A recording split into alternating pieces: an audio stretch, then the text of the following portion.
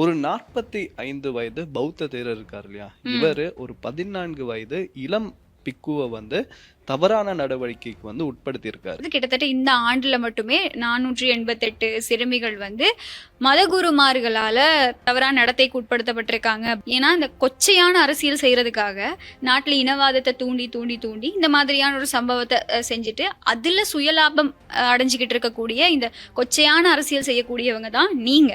அந்த wash room பக்கத்துல இருக்க ஒரு ஜெயில்ல தான் இவர வந்து அடைச்சு வச்சிருக்காங்க. அப்படி இப்படின்னு சொல்லிக்கிட்டு இருக்க நேரத்துல தான் இன்னைக்கு சட்டத்தரணிகள் வந்து சொல்றாங்க. ஆனா சில ம். தரப்பு என்ன சொல்லுது அப்படின்னு பார்த்தீங்கன்னா, இவர் வெளியில வாரத விட உள்ள இருக்கிறதே நல்லோம் அப்படின்ற மாரி சொல்றாங்க. ஏன்னா, கபில சந்திரசேனக்கு நடந்தது ம். எல்லாருக்குமே தெரியும் இல்லையா? அதே மாதிரி தேரருடைய விஷயத்துல நடக்குதா அப்படின்னு கேட்டீங்கன்னா, அங்க வந்து யோசிக்க வேண்டிய விஷயமா இல்ல தான் இருக்கு. அவருடைய பதவிய பறிச்சிருக்காங்க. இப்போதைக்கு அவ்வளோதான் நடந்திருக்கு. அது அப்படிதான் ஒரு சில விஷயங்கள் அந்த மஹிந்த ராஜபக்ஷ சொல்லுவாரு இல்லையா? டாம் வேணுமா, டூம் டூம் வேணுமா தினம் அப்படின்னு சொல்லுவாங்க. அப்படின்னு ஸோ அது சொல்லுவாரு. மாரி தான். துர்கா லக்ஷ்மி வீடியோ கால் ஜோதிடம் எந்த பிரச்சனையாக இருந்தாலும் வீடியோ கால் மூலம் சரி செய்யப்படும். அனைத்து பிரச்சனைகளுக்கும் 11 நாட்களில் தீர்வு. வணக்கம் கொனிஷியா. வணக்கம். எப்படி இருக்கீங்க? நல்லா இருக்கேன் கொனிஷியா. நீங்க எப்படி இருக்கீங்க? நான் இன்னைக்கு கொஞ்சம் உடல் நலம் சரியில்லாம தான் இருக்கேன். பட் பரவால்ல. என்ன இருந்தாலும் எங்களுடைய நிகழ்ச்சி போகணும் இல்லையா? அதனால வந்து நான் ஓடி ஆஃபீஸுக்கு வந்துட்டேன். ஸோ நம்ம நிகழ்ச்சிக்குள்ள போலாம். இன்னைக்கு என்னென்ன தகவல்கள், என்னென்ன செய்திகள பத்தி நம்ம நிகழ்ச்சியில பேச போறோம்? சரி, முதலாவதா என்ன விஷயம் அப்படின்னு பார்த்தீங்கன்னா, சுரேஷ் சாலே இருக்கார் இல்லையா? அவர் ம். வந்து தற்கொலைக்கு முயலப் போறதா சட்டத்தரணிகள் வந்து சில பேர் சொல்லியிருக்காங்க. ஏன்னா ம். அவ்வளவு டார்ச்சர் பண்றாங்கன்னா, அவரால முடியலையாம். ம். ஏதாவது ஒரு தவறான முடிவு எடுத்துடுவாரோ அப்படின்ற பயத்துல வந்து சட்டத்தரணிகள் வந்து இன்னைக்கு நிறைய விஷயங்கள சொல்லியிருக்காங்க. அத பத்தி இன்னைக்கு நம்ம நிகழ்ச்சியில பார்க்கலாம். ஓகே. அதே மாதிரி இப்போ ராஜபக்ஷ குடும்பத்துக்கு கெட்ட காலம் அப்படின்னு சொல்லுவோம் இல்லையா? நம்ம சொல்லி வச்ச மாதிரியே கோட்டாபய ராஜபக்ஷவுக்கு இனி வெளிநாட்டுக்கு பயணிக்க முடியாது அப்படின்னு சொல்லி நாங்க சொல்லல. நீதிமன்றம் உத்தரவு பிறப்பிச்சிருக்கு. அவருக்கு வந்து இனிமே வெளிநாட்டுக்கு போகவே முடியாது. அதாவது இந்த ஈஸ்டர் ஞாயிறு தாக்குதல் விசாரணைகள் தொடர்பா இந்த உத்தரவு பிறப்பிக்கப்பட்டிருக்கு. அந்த செய்திய பத்தியும் நம்ம நிகழ்ச்சியில பேசலாம். சரி, அதே மாதிரி பார்த்தீங்கன்னா, ஜெஃப்னா யூனிவர்சிட்டில வந்து அந்த வெசாக் பண்டிகையை முன்னிட்டு வெசாக் கூடு வச்சிருந்தாங்க. அது ம். வந்து சில விஷமிகளால வந்து அடித்து நொறுக்கப்பட்டிருந்தது அப்படின்னு ம். சொல்லலாம். அத பத்தி இப்போ ஒருத்தர் வந்து இனவாதத்த தூண்டுற மாரி நிறைய விஷயங்கள அத சார்ந்து சொல்லியிருக்காரு. அதுவும் ம். என்ன அப்படின்றத பார்த்துட்டு 14 வயது ஒரு இளம் பௌத்த பிக்கு வந்து 41 வயதான ஒரு பௌத்த பிக்கு ஒருத்தர் வந்து தவறான நடவடிக்கைக்கு உட்படுத்திட்டு தலைமறைவாகி இருந்தாரு. அவர வந்து இன்னைக்கு போலீசார் கைது செஞ்சிருக்காங்க. அத பத்தின டீட்டெயில்ஸும் இன்னைக்கு நம்ம நிகழ்ச்சியில பார்க்கலாம். ஓகே. அதே மாதிரி மிக முக்கியமா வந்து இந்த நாட்டுல டாலர் இல்ல அப்படின்னு சொல்லி ரொம்ப சத்தமா கத்திக்கிட்டு இருக்கவங்களுக்கு, கொஞ்சம் இருங்கப்பா அப்படிங்கிற மாதிரி இன்னைக்கு சர்வதேச நாணய நிதியம் மூலமா அவங்க குடுத்த அந்த மதிப்பிட்டிருந்த அந்த கடன் தொகை வந்து இலங்கைக்கு வழங்கப்பட்டிருக்கு. அது மட்டும் இல்லாம இந்த காணாம போன டாலர் இருக்கு இல்லையா? அத பத்தி ஒரு சில தகவல்களும் வெளியாகி இருக்கு. நம்ம அந்த செய்திகள பத்தி இன்னைக்கு நிகழ்ச்சியில பேசலாம். ஸோ நிகழ்ச்சிக்குள்ள போலாமா? சரி, வாங்க பேசலாம். முதலாவதா வந்து நீங்க சொன்னதுதான். சுரேஷ் சலே. இவர் வந்து இந்த ஈஸ்டர் ஞாயிறு தாக்குதல்ல மிக முக்கியமான சந்தேக நபர் அப்படின்னு சொல்லி பெயரிடப்பட்டு இப்போ தடுப்பு காவல்ல இருக்காரு. இவர்கிட்ட விசாரணைகள் நடத்தப்பட்டு வருது அப்படிங்கிறது எங்க எல்லாருக்குமே தெரியும். நாங்க நேற்று நிகழ்ச்சியிலையும் பேசியிருந்தோம். என்ன அப்படின்னு சொன்னா, இவருக்கு அப்படின்னா இவருடைய உடல் நலம், அதாவது தடுப்பு காவல் இருக்கக்கூடியவங்களுடைய உடல் நலத்தை பரிசோதிக்கிறதுக்காக அங்க ஒரு நீதவான் போயிருந்தாரு. அவர் வந்து அறிக்கையை எடுத்துட்டு வந்திருந்தாரு அப்படிங்கிற ஒரு தகவலை நேற்று பகிர்ந்திருந்தோம். அதுக்கு முன்னாடி நாள் நாங்க என்ன பேசியிருந்தோம் அப்படின்னு சொன்னா, சுரேஷ் சலையோட மனைவி மூலமா ஜனாதிபதிக்கு ஒரு உருக்கமான கடிதம், கோரிக்கை கடிதம் ஒன்று முன்வைக்கப்பட்டிருந்தது. அந்த கடிதத்துல என்னென்ன சொல்லியிருந்தாங்க?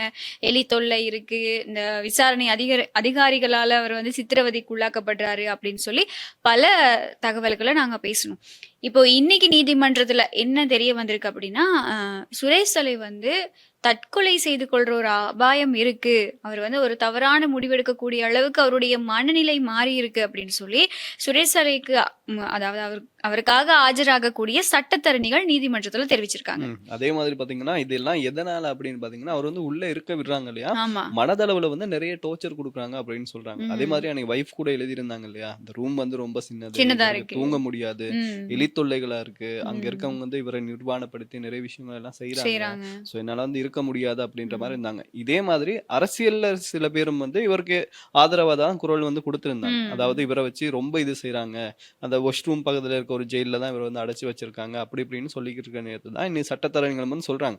ஆனா சில ம். தரப்பு என்ன சொல்லுது அப்படின்னு பாத்தீங்கன்னா, இவர் வெளியில வாரதை விட உள்ள இருக்கிறதே நல்லம் அப்படின்ற பெட்டர். மாதிரி சொல்றாங்க. ஆமா. ஏன்னா ஏன்னா ஆமா. கபில சந்திரசேனக்கு நடந்தது ம். எல்லாருக்குமே தெரியும் இல்லையா? ஆமா. அதாவது இப்போ எங்களுடைய நாட்டுல சாட்சிகள் அழிக்கப்படுறது அப்படிங்கிறது ரொம்ப இலகுவா நடந்துகிட்டு இருக்கு. கடந்த காலங்கள் எடுத்துக்கிட்டாலும் சரி, இப்போ அனுரகுமார் திசாநாயக் அவர்கள் ஆட்சிக்கு வந்ததுக்கு அப்புறமா இருந்தாலும் சரி, இந்த மாதிரி பல முக்கியமான வழக்குகளோட சாட்சியங்கள் அழிக்கப்பட்டது. அப்போ இப்போ சுரேஷ் சலை வெளியில வந்துட்டாரு அப்படின்னா, அவருடைய உயிருக்கும் மிகப்பெரிய ஆபத்து இருக்கு. எனக்கு தெரியல, தடுப்பு காவல்ல இருக்கும்போது அவருடைய உயிருக்கு எந்த அளவுக்கு ஆபத்து இருக்கா இல்லையா அப்படிங்கிறத தாண்டி, அவர் வெளியில வந்தாருன்னா நிச்சயமா அவருடைய உயிருக்கு ஆபத்து ஒண்ணு இருக்கு அப்படிங்கிறது வந்து எங்க எல்லாருக்குமே தெரிஞ்ச ஒரு விஷயம்.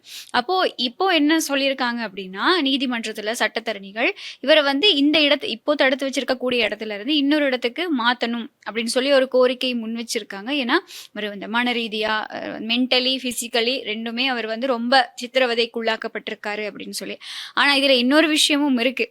இந்த எல்லாரும் சொல்லுவாங்க இல்லையா, சிறை கைதிகளும் மனிதர்கள் தானே அப்படின்னு சொல்லி. ஸோ அந்த சைட்ல இருந்து நம்ம அவங்களோட பாயிண்ட் ஆஃப் வியூல இருந்து பார்க்கும்போது இதுல ஒரு பிரச்சனை இருக்கு, ஒரு சிக்கலான நிலை இருக்கு. அது மட்டும் இல்லாம இப்ப இப்படி ஒரு வியூவும் இருக்கு. என்னன்னா, ஏன் அவர் அந்த அளவுக்கு துன்புறுத்துறாங்க? இப்ப சட்டத்தரணிகள் மூலமா நீதிமன்றம் வரைக்கும் இந்த விஷயம் சொல்லப்பட்டிருக்கு அப்படின்னா, மனைவி மூலமாவும் ஜனாதிபதிக்கு ஒரு கடிதம் அனுப்பப்பட்டிருக்கு அப்படின்னா, இத பத்தி கொஞ்சம் ஆராய்ஞ்சு பார்க்கணும் அப்படிங்கிற ஒரு விஷயமும் இருக்கு. மேபி உள்ளேயே இவரை வந்து சித்திரவதை பண்ணி இவங்க சொல்ற மாதிரி ஏதாவது ஒரு தவறான முடிவெடுத்தாலுமே கூட, அதுவும் சாட்சி அளிக்கப்பட்ட மாதிரி ஆயிரும் இல்லையா? அதனால நம்ம இப்போ ஈஸ்டர் ஞாயிறு தாக்குதல்ல மிக முக்கியமான சூத்திரதாரி அப்படின்னு சொல்லி அவர் வந்து சொல்லிட்டாங்க நீதிமன்றத்துல. சட்டமா அதிபர் திணைக்களம் சொல்லிருச்சு. இப்போ அவருடைய பாதுகாப்பை அரசாங்கம் வந்து இன்னும் உறுதிப்படுத்தணும் அப்படிங்கிற ஒரு கடமை அரசாங்கத்துக்கு இருக்கு. கட்டாயம் இருக்கு. ஏன்னா கபில சந்திரசேன விஷயத்துல நடந்த தவற வந்து திருப்பி இந்த அரசாங்கம் விடக்கூடாது. இவருடைய விஷயத்துல வந்து விடக்கூடாது அப்படின்னு தான் எல்லாருமே எதிர்பார்த்துக்கிட்டு இருக்காங்க. அதான். இந்த விஷயம் பேசும்போது தான் எனக்கு இன்னொரு ஞாபகம் வருது. அதாவது உயிர்த்த ஞாயிறு தாக்குதல்ல வந்து ம். சில விசாரணைகள் நடந்துகிட்டு இருந்துச்சு ஆமா. இல்லையா? அதுக்கு இப்போ ஒரு நீதிமன்றம் வந்து இன்னைக்கு ஒரு உத்தரவு பிறப்பிச்சிருக்காங்க. என்ன அப்படின்னு பாத்தீங்கன்னா, முன்னாள் ஜனாதிபதி கோட்டாபய ராஜபக்ஷ அவர்கள் வந்து வெளிநாட்டு செல்றதுக்கு தடையை வந்து விதிச்சிட்டாங்க. இது ம். ஒருவேளை நான் நினைக்கிறேன் இப்ப பெசில் ராஜபக்ஷவுக்கு வந்து பிடிவாணை கொடுத்திருந்தாங்க. ஆனா ம். அரெஸ்ட் பண்ண முடியல. ஏன் அப்படின்னு பாத்தீங்கன்னா, அவர் வந்து வெளிநாட்டுல இருக்காரு. வர முடியல. வர முடியல ம். அப்படின்னு சொல்லலாம். சோ நாளைக்கு பின்ன இதே மாதிரி ஏதாவது ஆயிடக்கூடாது இல்லையா? ம். அதனால உஷாரா வந்து இப்பயே பயண தடை விதிச்சிட்டாங்களா எங்கேயும் அப்படின்னு போகாதப்பா. தெரியல. நீங்க இங்கேயே இருங்க அப்படின்ற மாதிரி பயண தடை விதிச்சிட்டாங்களா அப்படின்னு ஆமா. தெரியல. ம். ஆனா இது வந்து இந்த விசாரணையில ஒரு பெரிய திருப்பமாக இருக்கு. ஏன்னா நிறைய பேர் வந்து எதிர்பார்த்தாங்க இல்லையா? அடுத்தது என்ன நடக்கும்? அடுத்தது என்ன நடக்கும்? ம். அப்படின்றது அப்படின்னு எதிர்பார்த்த நிலையில இது வந்து ஒரு பெரிய ஸ்டெப் அப்படின்னே சொல்லலாம். ஆமா. இப்போ கடந்த தடவை இந்த வழக்கு விசாரணைக்கு எடுத்துக்கொள்ளப்பட்ட சந்தர்ப்பத்துல நாமல் ராஜபக்ஷ, பசில் ராஜபக்ஷ, மஹிந்த ராஜபக்ஷ இவங்க 3 பேரும் தான் பிள்ளையான போய் சிறைச்சாலையில சந்திச்சாங்க அப்படிங்கிற ஒரு தகவல் தான் வெளியாகி இருந்தது. அப்போ இவங்க 3 பேர்ல யாருக்காவது தான் இந்த பயண தடை, வெளிநாட்டு பயண தடை விதிக்கப்பட்டிருக்கணும் சரின்னு பார்த்தா. இப்போ திடீர்னு கோட்டாபய ராஜபக்ஷ மேல எதுக்கு விசாரணை அதிகாரிகளோட அவதானம் திரும்பி இருக்கு? இப்ப எதுக்கு அப்படின்னா எதுக்குன்னு எங்க எல்லாருக்குமே தெரியும். பட் லீகலி நான் சொல்றேன். இப்போ பிள்ளையான், சுரேஷ் சலே, அதுக்கப்புறமா தான் இந்த பசில் ராஜபக்ஷ, நாமல் ராஜபக்ஷ, மஹிந்த ராஜபக்ஷ அப்படின்னு வரிசையா தானே வந்துகிட்டு இருக்காங்க. இப்படி இருக்கக்கூடிய டைம்ல எதுக்கு இப்ப திடீர்னு டக்குன்னு எங்களுடைய கோட்டாபய ராஜபக்ஷ மேல அவதானம் திரும்பி நீங்க வெளிநாட்டு பயண தடை வேண்டாம், நீங்க இருங்க, விசாரணைகள் நடத்தணும் அப்படின்னு சொல்லி அப்போ ஒரு விஷயத்த உறுதியா தெரிஞ்சுக்க முடியுது. அடுத்து வந்து இவர்கிட்ட தான் விசாரணைகள் நடக்க போகுது. இன்னும் பல முக்கியமான புள்ளிகள் வந்து குற்றப்புலனாய்வு திணைக்களத்துக்கு அழைக்கப்படுவாங்க அப்படின்னு எதிர்பார்க்கலாம் இல்லையா? பார்க்கலாம் என்ன நடக்கும் அப்படின்னு தெரியல. ஏன்னா விசாரணைன்னு கூப்பிடுறாங்க. நம்ம ஒண்ணு எதிர்பார்க்கும் போது அரசாங்கம் வேற ஒரு பிளான் வச்சிருக்காங்க. இது அடுத்தது என்ன நடக்கும் அப்படின்னு தெரியல. பட் இருந்தாலுமே இன்னைக்கு வந்து கொஞ்சம் பரபரப்பா தான் இருந்துச்சு இந்த நியூஸ் வந்ததுக்கு அப்புறம். ஆமா. இப்ப எல்லாம் யோசிச்சுட்டு இருப்பாங்க அடுத்தது என்ன செய்யலாம்னு. கூட்டமா வந்து யோசிச்சுட்டு இருந்தாலும் இருப்பாங்களோ தெரியல. எது எப்படி யோசிச்சாலுமே கூட இந்த உயிர்த்த ஞாயிறு தாக்குதல் விஷயத்துல இருந்து இதுக்கு மேலையும் சம்பந்தப்பட்ட அரசியல்வாதிகள் தப்பிக்க முடியுமா அப்படின்னு எனக்கு தெரியல. ஏன்னா இப்போ இருக்கக்கூடிய ஜனாதிபதியோட ஆட்சியில எந்த வழக்கு விசாரணைக்கு எடுத்துக்கொள்ளப்படுதோ இல்லையோ, யாருக்கு நீதி கிடைக்குதோ இல்லையோ, ஒரு பக்கம் நிறைய பிரச்சனைகள் இருக்கு, விமர்சனங்கள் இருக்கு. அதை ஏற்றுக்கொள்ளக்கூடிய விஷயம் தான். நான் வந்து அரசாங்கம் சரியா செஞ்சுட்டு போறாங்க அப்படிங்கிறது வந்து உடனே அவங்கள தூக்கி வச்சு பேசல. அவங்ககிட்டயும் மிஸ்டேக்ஸ் இருக்கு, நிறைய தவறுகள் இப்போ கொஞ்ச நாட்களாவே நடந்துகிட்டு இருக்கு, விமர்சிக்க கூடிய மாதிரி நடந்துகிட்டு இருக்காங்க. ஆனா இந்த ஒரு பக்கம் உயிர்த்த ஞாயிறு தாக்குதல் விசாரணை அப்படின்னு வரும்போது அவங்களுடைய அதுல இருக்கக்கூடிய அந்த ஆர்வம் அது எல்லாமே வந்து கொஞ்சம் நல்லா இருக்கு. மற்ற ஆட்சிகளை விட குயிக்கா இந்த விஷயங்கள்ல வந்து ஒரு தீர்வு வேணும் அப்படிங்கிறதுக்காக அவங்களும் ரொம்ப இன்வால்வ் ஆகுறாங்க அப்படிங்கிறத கொஞ்சம் வெளிப்படையா பார்க்கக்கூடியதா இருக்கு. இந்த தகுதி தராதரம் பார்க்காம வந்து சட்டம் சமமா செயற்படும் அப்படிங்கிற இந்த ஒரு விஷயம் உயிர்த்த ஞாயிறு தாக்குதல்ல சரியா நடந்துகிட்டு இருக்கு. அதே மாதிரி தேரருடைய விஷயத்துல நடக்குதா அப்படின்னு கேட்டீங்கன்னா, அங்க வந்து யோசிக்க வேண்டிய விஷயமா இல்ல தான் இருக்கு. அவருடைய பதவியை பறிச்சிருக்காங்க. இப்போதைக்கு அவ்வளவுதான் நடந்திருக்கு. அது அப்படிதான் ஒரு சில விஷயங்கள் அந்த மஹிந்த ராஜபக்ஷ சொல்லுவாரு இல்லையா, டாம் வேணுமா டூம் வேணுமா டூம் அப்படின்னு அப்படின்னு சொல்லுவாங்க. அப்படின்னு ஸோ அது சொல்லுவாரு. மாதிரி தான் அப்படி எடுத்துக்கிட்டு போகலாம். ஸோ இந்த மாதிரி தான் இப்ப கோட்டாபய ராஜபக்ஷவுக்கு வெளிநாட்டு பயண தடை விதிக்கப்பட்டிருக்கு. அடுத்து இப்ப சுரேஷ் சலைக்கு வந்து உயிர் ஆபத்து இருக்கு, அவர் தற்கொலை செய்து கொள்ள போறாரு அப்படிங்கிற மாதிரி அவருடைய சட்டத்தரணிகளே நீதிமன்றத்துல வந்து வெளிப்படையா சொல்லியிருக்காங்க. அப்படிங்கிறது வந்து இந்த உயிர்த்த ஞாயிறு தாக்குதல்ல ஏதாவது திருப்பம் இருக்குமா அப்படின்னு பல விஷயங்களை யோசிக்க தூண்டுது. நாங்க வெயிட் பண்ணி பார்ப்போம் அடுத்த கட்ட விசாரணைகள்ல வழக்குகள்ல என்ன மாதிரியான தகவல்கள் இன்னும் வெளிவரப்போகுது அப்படின்னு. எப்படியோ இனி வரப்போற நாட்கள் எல்லாமே ரொம்பவே பரபரப்பா இருக்கும் இந்த வழக்கு விசாரணைக்கு எடுத்துக்கொள்ளப்படும் போது அப்படிங்கிறது மட்டும் உறுதியா தெரியுது. ஸோ இப்படி இருக்கக்கூடிய டைம்ல இந்த உயிர்த்த ஞாயிறு தாக்குதல்னாலே ஒரு இனவாதம் தானே இல்லையா, ஒரு இனவாதத்தை தூண்டி விட்டு ஆட்சி மாற்றம் நடக்கணும் அப்படிங்கிறதுக்காக தன்னோட சுய அரசியல் லாபங்களை நிறைவேற்றி கொள்றதுக்காக நடந்த ஒரு மிகப்பெரிய படுகொலை அப்படின்னு சொல்லலாம் உயிர்த்த ஞாயிறு தாக்குதல். ஏன்னா உள்நாட்டுல இருக்கவங்க மட்டும் இல்ல, வெளிநாட்டுல இருக்கிற பல பேரும் வந்து இதுல இருந்து தன்னோட உறவுகளை இழந்தாங்க, பிள்ளைகளை இழந்தாங்க, இன்னும் கண்ணீர் சிந்துறவங்க பல பேர் இருக்காங்க அப்படின்னு சொல்லி நிறைய விஷயங்கள் சொல்லலாம். ஆனா இப்படி இருக்கக்கூடிய சந்தர்ப்பத்துல நாட்டுல இனவாதம் இப்ப இந்த அரசாங்கத்துல இல்லையா அப்படின்னு கேட்டீங்க அப்படின்னா இல்ல, இனவாதம் இருக்கு. ஆனா அரசாங்கம் தான் அதை தூண்டுதா அப்படின்னு கேட்டா இல்ல. ஏன்னா கடந்த ஆட்சிகள்ல வந்து அரசாங்கம் தான் அதுக்கு முக்கியமான காரணமா இருந்தது. இனவாதத்தை வச்சுதான் இவங்க அரசியலே பண்ணுவாங்க. ஆனா உன்னா நாங்க யுத்தத்தை நிறைவு செஞ்சோம், ஆனா உன்னா என்னுடைய அப்பா தான் வந்து யுத்தத்தை முடிச்சு இந்த நாடு இப்படி இருக்கிறதுக்கு, ரோட்ல நீங்க நடந்து போறதுக்கு, என்ன ஜனாதிபதி யாழ்ப்பாணத்துல நிம்மதியா வாக்கிங் போறதுக்கு ஒரு நாடு இருக்குன்னு அதுக்கு காரணம் யாரு, மஹிந்த ராஜபக்ஷ அப்படின்னு சொல்ற அளவுக்கு இந்த நாட்டுல இனவாதம் வந்து தலை தூக்கி இருந்தது. அப்போ இப்படி இருக்கக்கூடிய டைம்ல இப்போ அனுரகுமார திசாநாயக்க ஜனாதிபதி அவர்களோட ஆட்சிக்கு கீழே நாட்டுல இனவாதம் இருக்கா, இனவாதத்தை வச்சு அரசியல் செய்யறாங்களா அப்படின்னு நீங்க ஒரு கேள்வியை கேட்பீங்களா இருந்தா இனவாதம் தூண்டப்படுது. அதை வந்து அரசாங்கம் மேல பழி சுமத்துறாங்க. இப்படி This is the innocent people in the churches and the hotels they killed for the just make a power change. ஒரு நடவடிக்கை தான் இந்த அண்மைய நாட்களாவே நடந்துகிட்டு இருக்கு. அதுக்கு மிகப்பெரிய ஒரு உதாரணம் இந்த விசாக் தின நிகழ்வுல யாழ்ப்பாணத்துல நடந்த சம்பவம்.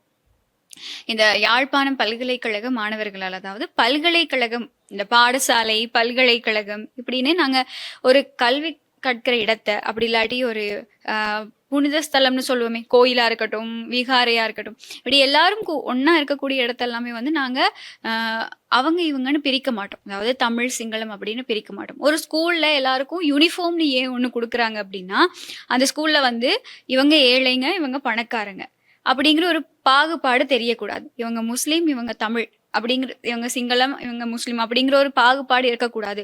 ஒரு ஸ்கூல்னா எல்லாரும் அங்க யுனைட்டியா இருக்கணும்.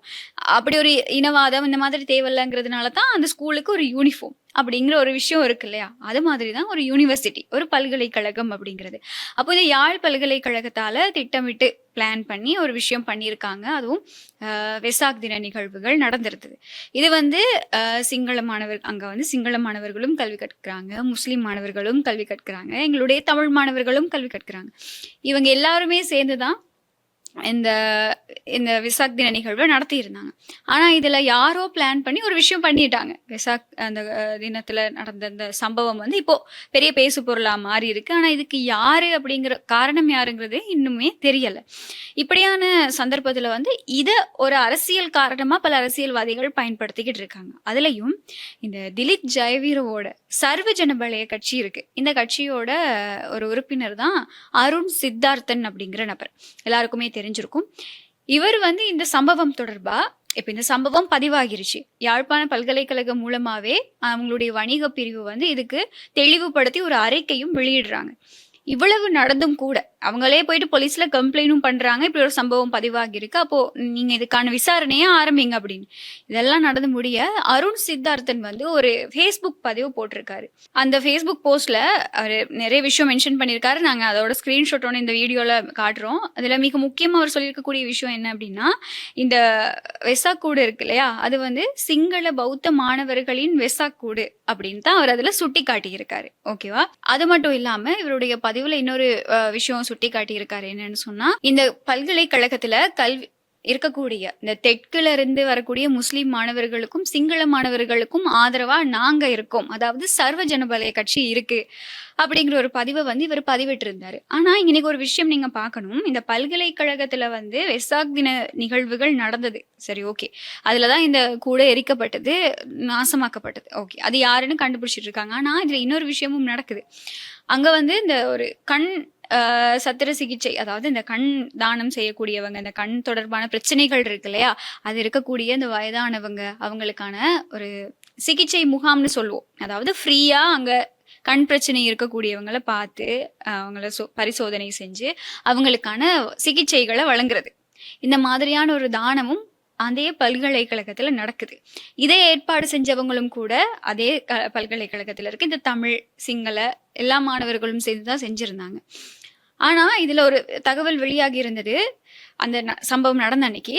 எப்படின்னா, அந்த தானத்துல கலந்துகிட்டவங்க, இந்த கண் விஷயத்துல சம்பந்தப்பட்ட பரிசோதனைகள்ல கலந்துகிட்டவங்க எல்லாருமே வந்து வடக்க சேர்ந்த பெரும்பான்மையின மக்கள், அதாவது சிங்கள மக்கள் தான் அதிகளவா கலந்துகிட்டு இருந்தாங்க அப்படிங்கிறது. அப்போ நாங்க இனவாதமா இங்க செயற்படுறோமா இருந்தா, எங்களுடைய தமிழ் மாணவர்கள் வந்து இதை வந்து இனவாதமா செஞ்சிருப்பாங்களா இருந்தா, எதுக்கு வந்து இப்படி ஒரு செயல் செஞ்சிருக்கணும்? அவங்க அதுலயும் இனவாதத்தை காமிச்சிருக்கலாமே. அதனால இப்ப இவருடைய இந்த பதிவை பார்க்கும்போது தெரியுது, எங்கடா ஒரு சம்பவம் நடக்கும் அப்படின்னு சொல்லி இவங்க இனவாதத்தை தூண்டுறாங்களா, அப்படி இல்லைன்னா இது இனவாதத்தை தூண்டணும்னு இவங்க திட்டமிட்டு செஞ்ச செயலா அப்படிங்கிற ஒரு கேள்வி வந்து இவங்க செய்யற இந்த ஃபேஸ்புக் பதிவு மூலமா பல சந்தேகங்கள் எழுப்புது. அது மட்டும் இல்லாம இவருடைய நடவடிக்கைகள், இந்த சம்பவத்துக்கு இவர் எப்படி ரியாக்ட் பண்ணியிருக்காரு அப்படிங்கிறது வந்து இவர் மேல பல சந்தேகங்களை வெளிப்படையாவே எழுப்பி இருக்கு அப்படின்னு தான் சொல்லணும். ஆமா, நீங்க சொன்ன மாதிரியே அந்த யாழ்ப்பாண பல்கலைக்கழகத்துல இப்படி நடந்த சம்பவத்துக்கு பின்னாடி யாரோ திட்டமிட்டு பண்ணிருக்காங்க அப்படின்றதுதான் எங்களுடைய கருத்தாவே இருந்துச்சு. ஆமா. சோ மக்களுக்கும் அது வந்து தெரியும். சோ நீங்க சொன்ன மாதிரியே இப்ப நமக்கே விளங்குது இல்லையா, யாரு ஆட்சியை பிடிக்கணும், அவங்க என்ன பிளான்ல இப்ப பண்ணிக்கிட்டு இருக்காங்க அப்படின்றது நமக்கே சில நேரத்துல வெளிப்படையா தெரியும் போது இது கூட ஒரு திட்டமிட்ட இதா தான் இருக்குன்னு மக்கள் வந்து கருதுறாங்க. பட் ஆமா. மக்கள் வந்து இப்ப சகோதர மொழி மக்களை விட தமிழ் மக்கள் வந்து இப்ப ரொம்ப உஷாரா இருக்காங்க அப்படின்னு சொல்லலாம். அவங்களுக்கே தெரியுது என்ன நடக்குது அப்படின்ட்டு. சோ அவங்களும் உஷாரா இருப்பாங்க, எதுக்குமே அவங்க இடம் கொடுக்க மாட்டாங்க அப்படின்றத நம்புவோம். மற்றது வந்து இவர் பகிர்ந்திருந்த போட்டோஸ் வந்து இந்த முள்ளிவாய்க்கால் நினைவேந்தல்ல ஜஃப்னா யூனிவர்சிட்டியில எங்களுடைய தமிழ் மாணவர்கள் இருந்த ஒரு சில போட்டோஸையும் இந்த பதிவோடு அவர் வந்து பதிவிட்டு இருக்காரு. ஓ, இனவாதத்தை தூண்டுறது அங்க இருக்கக்கூடிய தமிழ் மாணவர்களோ எங்க நாட்டுல இருக்கக்கூடிய தமிழ் மக்களோ சிங்கள மக்களோ கிடையாது, அரசியல்வாதிகளா இருக்கக்கூடிய நீங்க தான்.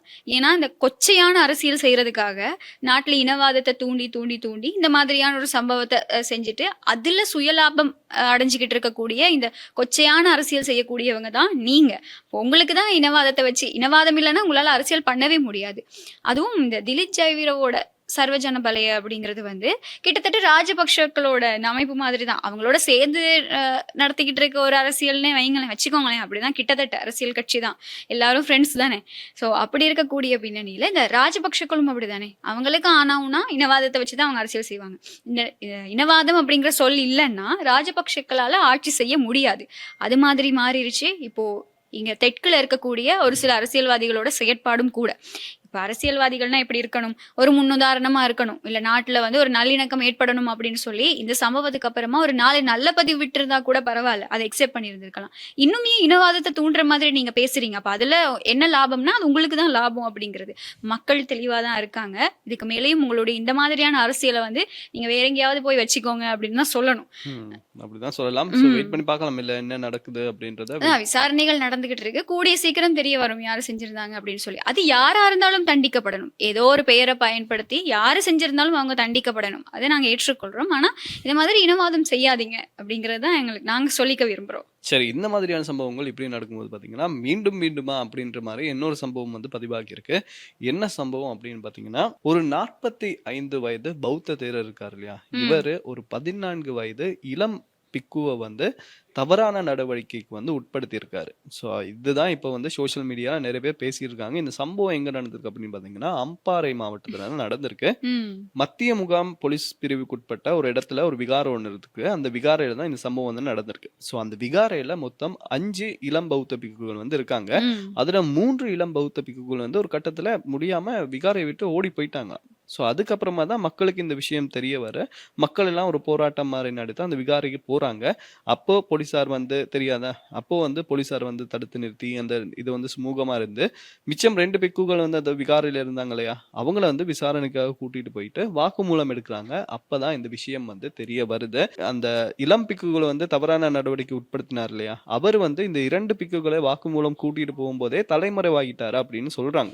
சொன்னா ம். குற்றம் உள்ள நெஞ்சு தானே குறுகுறுக்கும் குறுகுறுக்கும். அப்படின்னு சொல்லலாம். ஸோ ம். அவர் வந்து தலைமறைவாகினதுக்கு அப்புறம் இப்ப பல்லேகம ஹேமரத்ன தேரருக்கு நடந்தது நமக்கு எல்லாமே தெரியும். அவர் வந்து ம். என்னதான் சுகமில்ல அப்படின்னு சொன்னாலுமே வந்து கடைசியில தானே அவருக்கு பிணை குடுத்தாங்க. ஸோ ம். இவரும் வந்து தலைமறைவாகி இருக்காரு. நிறைய இடத்துல கோல் பண்ணி கேட்டிருப்பார் போல. எல்லாருமே கை விரிச்சுட்டாங்க அப்படின்னு தான் சொல்லணும். ஸோ ஒரு ம். கட்டத்துல இவரே போலீஸார்ட்ட போய் சரணடைஞ்சுட்டாரு அப்படின்னு சொல்றாங்க. ஸோ இந்த 14 வயசு பிக்கு வந்து இப்ப வாக்குமூலம் எடுத்துட்டு மருத்துவ பரிசோதனைக்காக வைத்தியசாலையில அனுமதிச்சிருக்கிறதா தகவல்கள் வந்து வெளியாகி இருக்கு. இல்ல இதெல்லாம் கேட்கும்போது என்ன நடக்குது அப்படின்னு இருக்கு இல்லையா? இப்போ இந்த பல்லேகம ஹேமரத்ன தேரரோட சம்பவம் நடந்ததும் ஒரு வகையில நல்லதுதான். அதனாலதான் இந்த மாதிரியான விஷயங்கள் திருப்பி திருப்பி வெளியில வருது வெளியில இல்லையா? வருது. ஆமா. அதாவது இப்போதான் அந்த பாதிக்கப்பட்டவங்களுக்கு ஒரு நம்பிக்கை, தைரியம் வருது அப்படின்னு நினைக்கிறேன். ஏன்னா, சரி ஓகே. ஒரு ஒரு விதத்துல சட்டம் ஏதோ சரியா நடக்குது அப்படின்னு தோணிச்சா? அப்படி இல்லன்னா, நாங்க முன் வந்தா எங்களுக்காகவும் குரல் கொடுப்பாங்க அப்படின்னு ஒண்ணு தோணிச்சான்னு எனக்கு தெரியல. இப்போ மௌலவி ஒருத்தர் கைது செய்யப்பட்டதா தகவல் வந்திருந்தது. ஆனா அது மௌலவி இல்ல அப்படின்னு சொல்லி அதுக்கப்புறம் சொல்லியிருந்தாங்க. அந்த சம்பவம். இது அன்னைக்கே வந்து நாங்க இன்னொரு பிக்கோ பத்தியும் கதைச்சிருந்தோம் இல்லையா? அவரும் வந்து இந்த மாதிரி ஒரு சம்பவத்துல நடந்திருக்காரு. அதாவது தன்னோட அண்ணாவோட மகள வந்து தவறான நடத்தைக்கு உட்படுத்தியிருந்தாங்க அப்படின்னு சொல்லி, இப்போ இப்படியான ஒரு சம்பவம். கிட்டத்தட்ட 5 பிக்குகள் வந்து விகாரையிலிருந்து வெளியில போறாங்கன்னா, எந்த அளவுக்கான ஒரு சித்திரவதைய அவங்க அனுபவிச்சிருப்பாங்க அதே இல்லையா? மாதிரி இப்படியும் இருக்கும் கனிஷ்யா. இப்ப ஒரு சம்பவம் வந்து நடக்கும்போது, அவங்க நெனச்சிருப்பாங்க என்ன அப்படின்னா, இது நமக்கு மட்டும் தான் நடக்குது போல அப்படின்ற மாரி அவங்க நெனச்சிருப்பாங்க. ஆமா. சோ அட்ஜஸ்ட் பண்ணி போயிடலாம் அப்படின்ற மாரி ம். தெரியாது இல்லையா? இப்ப சில சில விஷயங்கள் கேள்விப்படும்போது, அடடா! இது வந்து நமக்கும் இப்படிதான் நடக்குது. சோ நமக்கும் குரல் ம். குடுத்தா நீதி கிடைக்கும் அப்படின்ற மாரி இப்ப வந்து நெறைய பேர் குரல் எழுப்ப விருக்கிட்டாங்க அப்படின்னு தான் சொல்லணும். ஆமா. அதாவது இப்போ அ அட்ஜஸ்ட் பண்ணி போகணும் அப்படிங்கிறத தாண்டி, இந்த ஒரு அதிகாரத்தால பயமுறுத்தி வச்சிருக்குதுன்னு ஒண்ணு இருக்கு இல்லையா? இந்த பல்லேகம ஹேமரத்ன தேரர் விஷயத்துலயும் கூட, அவர் ஒரு அட்டம ஸ்தானாதிபதி. அப்போ அவர எதிர்க்கிறது எப்படி அப்படிங்கிற ஒரு கேள்வி அங்கனைக்கு இருந்திருக்கும். அதனால தான் அந்த புள்ளையும் கூட சொல்லாம கொள்ளாம வீட்ல இருந்தே தப்பிச்சு ஓடி இருந்தது. அந்த அந்த சிறுமிகிட்டயும் தவறுகள் இருந்திருக்கலாம். அது நாங்க வந்து ஒரு தனியா ஒரு நிகழ்ச்சி வச்சு அது சரியா, பிழையா அப்படிங்கிறத விவாதிக்கலாம். ஆனா நான் சொல்றேன், எது எப்படி இருந்தாலும் கிட்டத்தட்ட 71 வயசு இருக்கக்கூடிய ஒரு தேரர். தேரர், பிக்கு அப்படின்னு சொல்லும்போது, இந்த சொல்லுவாங்க ஒரு ஒரு ஒரு கருத்து இருக்கு எப்படின்னா, நாட்டோட இலங்கையோட அரசியல் யாப்ப விட பௌத்த மதம் புனிதமானது. அதுக்கு முன்னுரிமை இருக்கு. அப்படிங்கிற ஒரு கருத்து இருக்கு. அப்போ அந்த பௌத்த மதத்துல அத பிரதிநிதித்துவப்படுத்தக்கூடியவங்க தான் இந்த மாதிரியான செயல்கள்ல ஈடுபடுறாங்க. இது இப்ப விசாரணைகள் நடக்குது. சரி ஓகே. இப்ப மருத்துவ பரிசோதனைகள் வந்ததுக்கு அப்புறமா இன்னும் என்னென்ன விஷயங்கள் வெளிவர போகுது அப்படின்னு தெரியல. அப்போ இனியும் கூட இது தேரரா இருக்கலாம், எந்த ஒரு மத குருவா இருக்கலாம், அப்படி இல்லன்னா ஸ்கூல் பிரின்சிபலா இருக்கலாம், வீட்ல இருக்கக்கூடிய அப்பாவா கூட இருக்கலாம். நாங்க யாருமே அமைதியா இருக்கணும் அப்படிங்கிறது கிடையாது. ஒரு விஷயம் இருக்கு இல்லையா?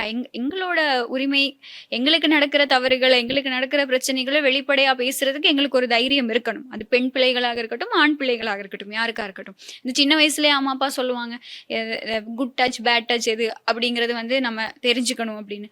அப்போ அதெல்லாத்தையுமே தெரிஞ்சு, நமக்கு ஒரு விஷயம் அநீதியா நடக்குது, நமக்கு ஒரு விஷயம் தப்பா நடக்குது அப்படின்னா, அவங்க எந்த தராதரத்திலயும் இருக்கட்டும், யாரா வேணா இருக்கட்டும், வெளிப்படையா உங்களுக்காக நீங்க குரல் கொடுக்க வெளி வந்தீங்க அப்படின்னு சொன்னா, உங்களுடைய பாதுகாப்பு உங்க கையில. இப்போ இந்த கொட்டகையில ஒரு சம்பவம் நடந்தது இல்லையா?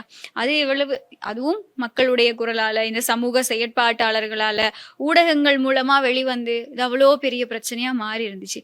நாளைக்கு பின்ன அந்த அந்த சிறுமி வந்து தவறான முடிவெடுத்து தன்னோட உயிரை வந்து மாய்ச்சிக்கிட்டு இருந்தாங்க. இந்த மாதிரியான சம்பவங்களால நீங்க உங்களையே வந்து பின்தள்ளி கொள்ளணும், சமுதாயத்துக்கு முகம் கொடுக்க முடியாம போகும் அப்படின்லாம் நீங்க பயந்துகிட்டு இருக்க வேண்டிய அவசியமே கிடையாது. ஸோ இந்த மாதிரியான விஷயங்கள்னால நீங்க சமுதாயத்துக்கு பயந்து பின்தங்கி இருக்கணும் அப்படிங்கிற தேவை வந்து கிடையாது. உங்களுக்காக நீங்க குரல் கொடுங்க. இனியும் இந்த மாதிரி இதுக்கு இப்போ ஒவ்வொரு விஷயமா காளான் முளைச்ச மாதிரி வெளியில வந்துகிட்டு இருக்கு. இன்னும் எவ்வளவு சம்பவங்கள் பதிவாகி இருக்கும். அப்போ அவங்க எல்லாமே எப்படி இருந்திருப்பாங்க? நான் எப்படி இதை வெளியில சொல்றதுக்கு ஒரு மாதிரி இருக்கும் அவங்களுடைய அந்த நல்ல பேருக்கு என்ன நடக்கும், நான் எப்படி நாளைக்கு பின்ன எல்லாரையும் ஃபேஸ் பண்ணுவேன், எப்படி ஸ்கூலுக்கு போவேன், எப்படி ஃப்ரெண்ட்ஸை பார்ப்பேன் அப்படின்னு சொல்லி நிறைய பேர் நிறைய விஷயங்கள் யோசிச்சுக்கிட்டு இதெல்லாம் வெளியில சொல்லாம இருக்கலாம். ஒரு விஷயம் நடக்க முதல்லயே நாங்க எங்களை பாதுகாத்துக்கணும். சரி, அதையும் மீறி நடந்துருச்சு அப்படின்னா எங்களுக்கான நீதியை நாங்க எடுத்துக்கொள்றதுக்கு நாங்க நிச்சயமா பேசணும் அப்படிங்கிற ஒரு விஷயம் இருக்கு. இப்போ இந்த சம்பவத்துல இருந்து நாங்க கத்துக்க வேண்டிய ஒரு பாடமும் அதுதான். இனிமே நாங்க வந்து அமைதியா இருக்கக்கூடாது அப்படிங்கிறது. ஆமா. இதே மாதிரி இன்னைக்கு இப்ப நம்ம பேசிக்கிட்டு இருக்கோம். இதுக்கப்புறம் என்ன நியூஸ் வரும் அப்படின்னு இல்ல தெரியல. இன்னும் நிறைய வரும். நாளைக்கும் என்ன ஆமா, வரும் அப்படின்னு தெரியல. சோ வெயிட் இன்னும் பண்ணி பார்க்கலாம். எதிர்பார்க்கலாம் அப்படிதான் நினைக்கிறேன். ஏன்னா ம். என்னடா நடக்குது அப்படிங்கிற மாதிரி இருக்கு. டெய்லி இப்ப இந்த நியூஸ் இல்லாம இல்ல, ஏதோ இந்த வானிலை அறிவித்தல், காலநிலை மாற்றம் அந்த மாதிரி ஆயிடுச்சு. டெய்லி ஒரு பிக்குவால ஒரு சிறுமி தவறான நடத்தைக்கு உட்படுத்தப்பட்டுட்டாங்க, இல்லாட்டி ஒரு சிறுவன் தவறான நடத்தைக்கு உட்படுத்தப்பட்டு கைது செய்யப்பட்டிருக்காங்க அப்படிங்கிறது. இன்னொரு தகவலும் வெளியாகி இருந்தது. கிட்டத்தட்ட இந்த ஆண்டுல மட்டுமே 488 சிறுமிகள் வந்து மதகுருமார்களால தவறான நடத்தைக்கு உட்படுத்தப்பட்டிருக்காங்க அப்படிங்கிற ஒரு தகவலும் வெளியாகி இருந்தது. இப்படியான விஷயங்கள் தான் பதிவாகிட்டு இருக்கு நாட்டுல. இது எல்லாமே என்னன்னா ஒரு நாடு ஒற்றுமையா இருக்கணும், நாங்க எல்லாரும் சந்தோஷமா இருக்கணும்னு சொல்லி எங்களுக்கு ஒரு முன்னுதாரணமா இருக்கக்கூடியவங்களால தான் நடந்துகிட்டு இருக்கு. அதான் தெரியல. அது மட்டும் இல்லாம எனக்கு ஒரு டவுட். இப்போ இந்த தேரர்கள் பிக்குமார் அப்படின்னு இருக்காங்க இல்லையா, இப்போ இந்த சம்பவம் எல்லாம் வந்து இன்னும் விசாரணை நடந்துகிட்டு இருக்கு. ஓகே, இதுக்கு முதல்ல பதிவான சம்பவத்தை வச்சு நான் கேட்கிறேனே, அவங்க எல்லாம் வந்து இந்த முற்றிலும் துறந்தவர்கள் அப்படித்தானே சொல்லுவாங்க இல்லையா, ஆசை அது இதெல்லாம் எதுவுமே இல்லை, எனக்கு இந்த வாழ்க்கையே வேண்டாம் அப்படின்னு சொல்லிட்டு தானே இந்த துறவரத்துக்குள்ள போறாங்க. அப்பயே இந்த மாதிரியான சம்பவங்கள் பதிவாகுதுன்னு தான் தெரியல. ஆனா இப்ப டெய்லி நடக்குது அப்படிங்கிறதுக்காக அமைதியாகவும் இருக்க முடியாது. இனி நடக்காம இருக்கிறதுக்கு நம்ம என்ன பண்ணணும் அப்படிங்கறதையும் நம்ம யோசிக்கணும். சரி, அரசாங்கம் வந்து இதுக்கு ஒரு நல்ல நடவடிக்கை நிச்சயமா. எடுத்து இது எதிர்காலத்துல இதே மாதிரியான சம்பவங்கள் பதிவாகாத மாதிரி அவங்க தான் பாத்துக்கணும். அவர் என்ன ஒரு தனி தனி நீதிமன்றம் நீதிமன்றம் வச்சுட்டு சொல்லுவாங்க பேசாம இருப்பாரு. சரி, வெயிட் பண்ணி பார்க்கலாம் என்ன நடக்குதுன்னு. ஆமா. சோ இப்படி இருக்கிற நேரத்துல நீங்க ஆரம்பத்திலேயே சொல்லிருந்தீங்க, இலங்கையில வந்து இப்ப டாலர் இல்ல அப்படின்னு ஒரு பிரச்சனை ஒண்ணு போய்கிட்டு ஆமா. இருக்கு. இருந்த டாலர் காணாம போச்சு, அது வேற பிரச்சனை. அதை பத்தி இப்ப அது யாருமே எங்க யாருமே கதைக்கிறது இல்ல. இதுல வந்து $200 என்னவோ திருப்பி வந்து எடுத்துக்கிட்டாங்க. இப்படி பெரிய கதைக்காம amount. இருந்தா ம். சின்ன அமௌண்டா சொல்லுங்க. அதான். நம்ம தான் தட்டி கேட்கணும், டாலர் எங்க போச்சு, என்னாச்சு அப்படின்னு சொல்லி. ஸோ இப்படி இருக்கிற நேரத்துல வந்து IMF ஆல இலங்கைக்கு வந்து ஒரு கடன் உதவி வந்து கொடுத்திருக்காங்க. $695 மில்லியன் வந்து ஆமா. இலங்கை திரைசேரிக்கு வந்திருக்கிறதா ஒரு தகவல் வந்து வெளியாகி இருக்கு.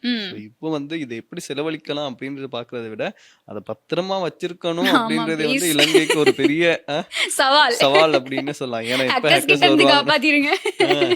எப்ப ஹேக்கர்ஸ் வருவாங்க, எப்ப எடுத்துட்டு ஆமா. போவாங்கன்னே தெரியல இல்லையா? So, இந்த மாதிரி காசு கிடைக்குதுன்னா அதை வந்து வெளிப்படையா நியூஸ்ல சொல்லாம இருக்கணும். அப்பதான் எங்க இருந்தாவது ஹேக்கர்ஸ் கிளம்பி வந்து அதையும் திருடிட்டு போறாங்களே.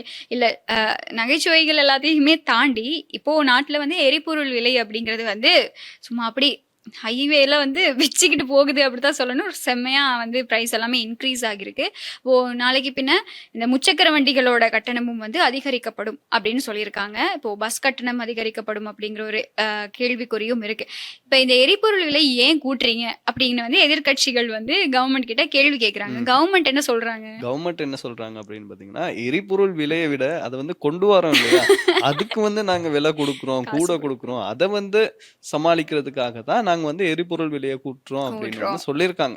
ஆனா எதிர்கட்சிகள் இதை மறுக்கிறாங்க. அதுவும் வந்து இந்த முக்கியமான சில எதிர்கட்சி அரசியல்வாதிகள் என்ன சொல்றாங்க அப்படின்னா, அதெல்லாம் ஒண்ணும் இல்ல, மத்திய கிழக்குல நடக்கிற போர் பதட்டம்னால இங்க எதுவும் எரிபொருள் விலை கூடல, நாட்டுக்குள்ள சில பிரச்சனைகள் இருக்கு இல்லையா, அங்க நஷ்டம், இங்க நஷ்டம், இந்த பெட்ரோலிய கூட்டு தாபனத்துல நஷ்டம், இதெல்லாத்தையும் ஈடுகட்டுறதுக்கு மிக முக்கியமா இந்த நிலக்கரி ஊழல் இருக்கு இல்லையா, அதுல வந்து நஷ்டத்தை ஈடுகட்டுறதுக்காக தான் இவங்க எரிபொருள் விலையை வந்து கூட்டிக்கிட்டே இருக்காங்க அப்படின்ற ஒரு மிகப்பெரிய குற்றச்சாட்டையும் அரசாங்கம் மேல முன்வைக்கிறாங்க. ஆனா அரசாங்கம் என்னன்னா அசையாம அந்த ஒரு விஷயத்த ஸ்ட்ராங்கா சொல்றாங்க. இல்ல, ஈரான்ல அமெரிக்கால ஓர், அதனால மத்திய கிழக்கும் பாதிக்கப்படுது, அதனாலதான் நாங்க வந்து பெட்ரோல் விலையை டீசல் விலையை கூட்டிக்கிட்டு இருக்கோம் அப்படின்னு சொல்லியிருக்காங்க. இப்போ இப்படியான டைம்ல தான் IMFல இருந்து காசு கொடுத்துருக்காங்க. சரி, ஓகே, இதை வந்து நீங்க எதுக்கு யூஸ்ஃபுல்லா பயன்படுத்துறீங்களோ இல்லையோ, நீங்க சொன்ன மாதிரி கொஞ்சம் பத்திரமா ஒரு 10 நாளைக்கு வச்சிருங்க, அதுவே போதும் அப்படிங்கிற மாதிரி நம்ம நாட்டோட நிலைமை மாறிடுச்சு. இப்போ நான் முதல் சொன்னேன் தானே, இந்த டாலருக்கு என்ன ஆச்சு அப்படிங்கறத நாங்க கேட்கணும். இப்போ இதை வந்து நாங்க கேட்கிறோமா, மக்கள் கேட்கிறோமா அப்படிங்கறத தாண்டி இந்த நிதிக்குழுல நிச்சயமா இதை ப்ரூஃப் பண்ணியே ஆகணும். ஸோ இந்த ஹர்ஷடி சில்வா ஐக்கிய மக்கள் சக்தியோட மிக முக்கியமான ஒரு உறுப்பினர், அவர் வந்து இந்த நிதிக்குழுவோட தலைவர். இவர் இந்த விஷயத்த ஃபாலோ பண்ணிக்கிட்டே தான் இருக்காரு. அதான் அவருடைய பொறுப்பும் கூட. நான் சொல்றேன், ஃபாலோ பண்ணிக்கிட்டே இருக்கக்கூடிய பட்சத்துல இப்போ இன்னைக்கு அவர் மூலமா ஒரு கருத்து வெளியிடப்பட்டிருக்கு. என்னன்னா, இந்த காணாம போன டாலர் இருக்கு இல்லையா, காணாம போனதா திருடப்பட்டதா என்ன பண்ணாங்கன்னு இன்னும் சரியா தெரியல. அந்த டாலர் சம்பந்தமா இவர் வந்து ஒரு அறிக்கை கேட்டிருக்காரு. அதாவது நிதிக்குழு மூலமா ஒரு அறிக்கை கோரப்பட்டிருக்கு. யாருக்கிட்ட? அரசாங்கத்துக்கிட்ட.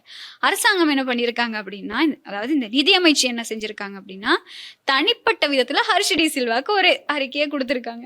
இப்போ ஹர்ஷ் டி சில்வா அதை ஏற்றுக்கொள்ள மாட்டேன், நீங்க பார்லிமெண்ட் மூலமா ஒஃபிஷியலா எனக்கு அதை கொண்டு வந்து கொடுங்க, தனிப்பட்ட விதமா எனக்கு ஏன்னா இதை வந்து எக்ஸெப்ட் பண்ணிக்க முடியாது அப்படின்னு சொல்லி ஹர்ஷ் டி சில்வா சொல்லியிருக்கதா அவரே ஊடகங்களுக்கு தெரிவிச்சிருக்காரு. அவர் வந்து சரியான நியாயமா தான் விஷயம் தானே பேசுறாரு. இல்லையா? இப்ப காணாம போச்சு அப்படின்றத நீங்க வந்து பெரிய கூட்டம் வச்சு சொல்றீங்க, எல்லாமே ஆமா. சொல்றீங்கன்னா அது என்னாச்சு? அவர் அந்த அறிக்கையை கேட்கும் போது அதையும் பப்ளிக்கா நீங்க வந்து சொல்லலாம்ல, ம். நேரா வந்து சொல்ல வேண்டிய அவசியம் இல்லை. ஏன்னா இல்ல.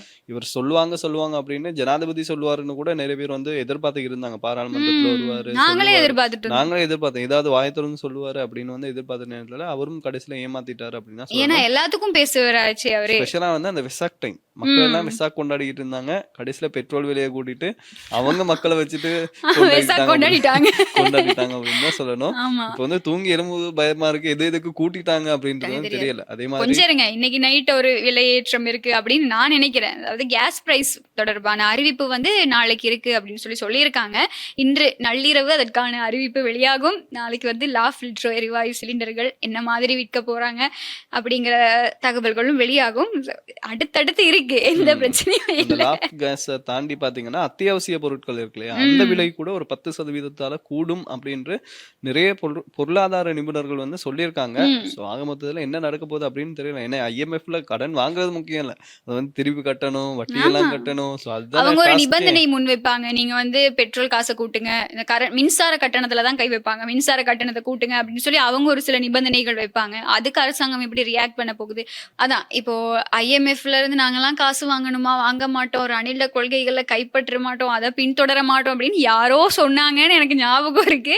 இல்ல நான் இந்த அரசாங்கத்தை சொல்லல, யாரோ சொன்னாங்க. ஸோ இப்படி இருக்கக்கூடிய டைம்ல இப்ப நாளைக்கு கேஸ் பிரைஸ் கூடிருச்சு அப்படின்னா இப்ப இன்னொரு அறிவிப்பு வரும், எரிவாயு சிலிண்டர் விலை ஏற்றம் அப்படிங்கிறதுனால சிற்றுண்டி விலை கூடிரும், அப்புறம் வந்து இந்த டீ பிரைஸ் கூடிரும் அப்படின்னு சொல்லி கொஞ்சம் கொஞ்சமா ஒவ்வொன்றும் இப்படி ஏறும். ரைஸ் கொத்து அந்த சாப்பாடுகளோட பிரைஸ் எல்லாம் கூடும். அப்படியே ஒவ்வொரு விலையேற்றம் நடக்கும். அது மட்டும் இல்லாம இப்போ எல்லாருமே அலர்ட் ஆகிருப்பாங்க. என்னன்னா கேஸை வந்து ஒளிச்சு பதுக்கல் வச்சிருப்பாங்க. ஆரம்பிச்சிருவாமா, அதே மாதிரி இன்னும் சில பேர் வந்து இப்பயே வரிசையிலேயே நிக்க ஆரம்பிச்சிருவாங்க. ஆரம்பிச்சிருவாங்க. ஐயோ ஊட்டும் போது நான் வாங்கிட்டு அதான் இது இப்ப போயிடும். என்னன்னா ஒரு நடைமுறையாவே போயிடுச்சுல்ல, ஒரு வளமையாவே மாறிச்சு இலங்கையில. அதாவது பால்மாவில கூட்ட போறாங்கன்னா பால்மாவை எடுத்து ஒழிச்சு வச்சிருவாங்க. இந்த கடைக்காரர்களும் அப்படிதான். இப்பவே ஆரம்பிச்சிருப்பாங்க இந்த சிலிண்டர் எல்லாத்தையுமே ஒழிச்சு மறைச்சு வைக்கிறதுக்கு. ஏன்னா இப்ப போய் கேட்கும் போது இல்ல முடிஞ்சிருச்சுன்னு சொல்லுவாங்க. நாளைக்கு விலை ஏற்றதுக்கு அப்புறம் சும்மா எங்க இருந்தே ஒழிச்சு வச்சாங்கன்னு தெரியாது, ஒழிச்சு வச்ச எல்லா இடத்துல இருந்து வெளியில வந்துரும். அப்படிதான் போய்கிட்டு இருக்கு எங்க நாட்டுல நிலைமை. இது வந்து நாம சிரிச்சு சிரிச்சு பேசுறதை தாண்டி இதோட தாற்பயம் அப்படிங்கிறது வந்து ரொம்ப விளைவு ரொம்ப பெருசு. அதோட நீங்க மட்டும் அனுபவிக்க போறது இல்ல, நம்ம சேர்ந்து அனுபவிக்க போறோம். இவ்வளவு அக்கனையா பேசினதுக்கு அது எல்லா எஃபெக்டும் எங்களுக்கும் தான் இருக்கு.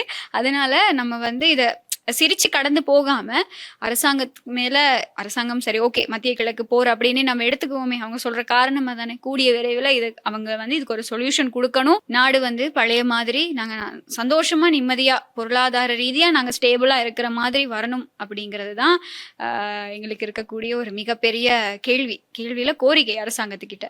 உற்பத்தி பொருளாதாரம் அதிகரிக்கணும், மக்கள் எல்லாரும் சந்தோஷமா இருக்கணும் அப்படிங்கிறது தான். அப்படித்தான் சொன்னாங்க. சரி விடுவோம். இருக்குல்ல, இப்பதான் 2 வருஷம் முடிய போதா, 2 வருஷம் கிட்ட வந்துட்டோம், இன்னொரு 3 வருஷம் இருக்கு, அதுக்குள்ள எப்படியும் கண்டிப்பா பண்ணிடுவாங்க. இந்த ஊழல் வழக்கு பின்னாடி போய் நீங்க நாட்டோட பொருளாதாரத்தை விட்டுறாதீங்கப்பா அப்படிங்கிற மாதிரி இருக்கு. ஸோ இதான் இன்னைக்கு நாள்ல வந்து இந்த மாதிரியான செய்திகள் தான் நாட்டுல பதிவாகி இருக்கு.